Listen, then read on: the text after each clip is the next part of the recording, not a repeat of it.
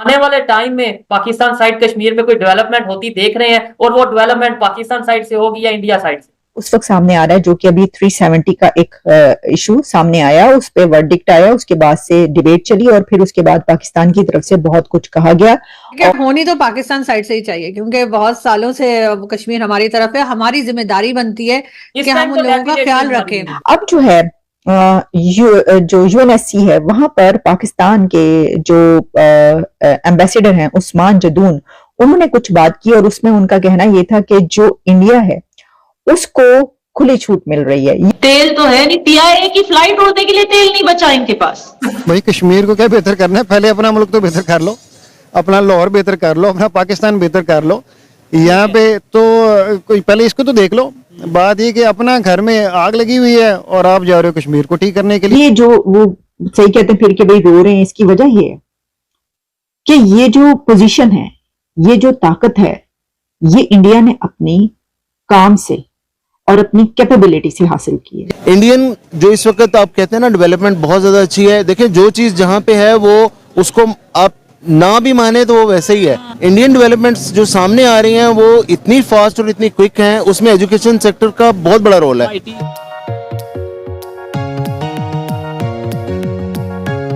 पाकिस्तान के army chief इस समय है यूएस में, उनका एजेंडा जो है बड़ा वेरिड है, उसमें कश्मीर भी एक इशू है।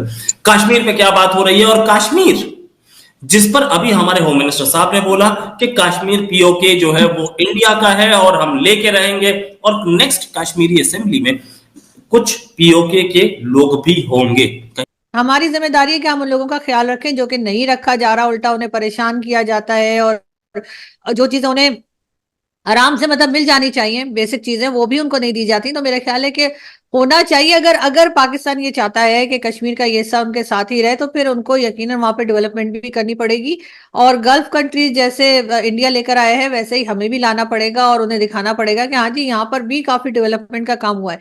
लेकिन हमारे लोगों का मूड कुछ और लग रहा है। ऐसा लग रहा है कि उन्हें कोई फर्क पड़ता नहीं। हमने तो कश्मीर जो हमारे पास है उसे एक कॉलोनी के तौर पर रखा हुआ है, और अब जो वहां पे लोग रहते हैं वो भी यही इंटरेस्टेड है कि उनको भारत के साथ जोड़ दिया जाए। तो मुझे लग रहा है कि अब भारत के लिए बहुत आसान हो गया है कि वो कश्मीर को हासिल कर ले पाकिस्तान साइड पे, इसलिए कि ना इन्हें जंग लड़नी पड़ेगी और ना ही कोई खून खराबा होगा। कि ये जो वो सही कहते हैं फिर के भाई रो रहे हैं, इसकी वजह ये है कि ये जो पोजीशन है, ये जो ताकत है, ये इंडिया ने अपनी काम से और अपनी कैपेबिलिटी से हासिल की है, वैसे तो नहीं मिल गई। अब वो फिफ्थ लार्जेस्ट इकोनॉमी है, उनकी पूरी दुनिया से ट्रेड इतनी बड़ी है, उनकी इन्वेस्टमेंट्स इतनी ज्यादा है कि किसी की मजाल नहीं है दुनिया के मुल्क की कि उनके खिलाफ वो मुंह उठा के बात कर लें या उनको कुछ कह दें। वो अमेरिका आते हैं, मोदी साहब तो प्रेसिडेंट जो बाइडेन को कहते हैं कि मोस्ट वेलकम, आप तो इतने पॉपुलर हैं, मैं आपका ऑटोग्राफ चाहिए, आई नीड योर ऑटोग्राफ। और मैं ये गलत नहीं कह रहा, मैं सच आपको बोल रहा हूँ, ये कहा उन्होंने। ऑस्ट्रेलिया जाते हैं तो वो एंथनी साहब ये कहते हैं कि यू आर दी बॉस। यानी वो कौन सी जगह है कि जब वो गए और उनको हाथों हाथ ना लिया? क्यों? क्योंकि वो 500 एयरप्लेन्स और जहाजों का जो है वो मुआहिदा कर रहे हैं उनके साथ, और उनको जॉब्स बना रहे हैं यहाँ के लिए।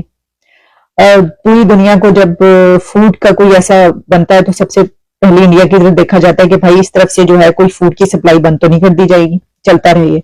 ये सारी बातें ज़हन नशीन रखनी चाहिए, अपने सामने रखनी चाहिए कि किसी कंट्री के साथ पाकिस्तान ये बातें करता हुआ बहुत अच्छा लगता है, ये कर सकता था कि जिस वक्त चले अगर बहुत ज्यादा बराबरी नहीं तो थोड़ा बहुत तो थोड़ा होता। एक कहां पर है और एक कहां पर है, एक आसमानों पर है, एक जमीन पर। अथाह गहराइयों में इकोनॉमी की हम बात कर रहे हैं। तो ऐसी सिचुएशन में आप ये कह तो सकते हैं वहां पर, लेकिन इसका फायदा नहीं होगा। मैं ये नहीं कह रही कि नहीं कहना चाहिए, आप कहना चाहते हैं, आपका हक बनता है, आप कहिए, लेकिन इसका फायदा कोई नहीं होना। पॉइंट कुछ फायदा नहीं होना है। किसी ने ताड़ी गल नहीं सुननी, उन्होंने कहना बस कर दो, तुसी जाके धुप्पे खलो जाओ, यानी कि आप जाके धूप में खड़े हो कश्मीर के ऊपर ये बोलने की बजाय, और वहां पे जो आप आधा घंटा खड़े हो गए प्रोटेस्ट करें जो आप पहले कर रहे थे, ये कहा जाएगा। उनसे कौन कुछ कहेगा? कि कोई नहीं कुछ कहेगा उनको। वो कहेंगे बस ठीक है, ओके, चलता रहे इसी तरीके से। अगर कहना होता तो जब 370 का मामला हुआ तो कौन सा इस्लामिक कंट्री जो है उसके लीडर ने एक इस्लामिक ओआईसी का थोड़ा सा वो 2-3 लाइन उन्हें लगती जी सॉलिडारिटी का इजहार करते हैं हम जो है वो इसको यूएन की रेजोल्यूशन के मुताबिक हल किया जाए। इसके अलावा मुझे बताएं यूएई से, सऊदी अरेबिया से, किसी कंट्री से, इस्लामिक कंट्री, अरब कंट्रीज जिसको आप समझते हैं कि उन्होंने कोई बात की इसके ऊपर? किसी लीडर ने कोई बात नहीं की कश्मीर के ऊपर, सब चुप करके मुंह पे उंगली रख के सब बैठे हुए। आज इंडियन पासपोर्ट होल्डर को इतनी सारी कंट्रीज में वीजा फ्री एक्सेस है। आपको पता है अभी भी 5-6 देशों ने अभी इसी महीने हमें वीजा फ्री एक्सेस दे दिया, Malaysia, Iran, Vietnam, Sri Lanka already. तो ये लिस्ट बढ़ती जा रही है।